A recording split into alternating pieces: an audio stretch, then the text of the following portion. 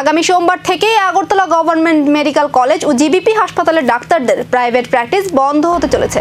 Doctor teachers ফোরামের বৈঠকের পর এমনই সিদ্ধান্তের কথা জানালেন চিকিৎসকরা। পাশাপাশি স্বাস্থ্য সচিবের সাম্প্রতিক বক্তব্য নিয়েও তীব্র ক্ষোভ প্রকাশ করেছেন তারা। ডক্টর টিচার্স ফোরামের বৈঠক শেষে জানানো হয়, সোমবার থেকে এজিএমসি ও জিবিপি হাসপাতালের চিকিৎসকরা প্রাইভেট প্র্যাকটিস থেকে বিরত থাকবেন। চিকিৎসকদের দাবি, দীর্ঘদিনের বিভিন্ন সমস্যা ও প্রশাসনিক বিষয় নিয়ে একাধিকবার জানানো হলেও সমাধান মেলেনি। এরই মধ্যে স্বাস্থ্য সচিবের বক্তব্যে তারা অপমানিত বোধ করছেন বলেও জানা গেছে। ফোরামের পক্ষ থেকে জানানো হয়েছে, এই সিদ্ধান্তের মাধ্যমে তাদের প্রতিবাদ জানানো হচ্ছে। তবে সরকারি হাসপাতালে রোগী পরিষেবায় যাতে কোনো বিঘ্ন না ঘটে সেই বিষয়েও গুরুত্ব দেওয়া হবে বলে জানিয়েছেন চিকিৎসকরা।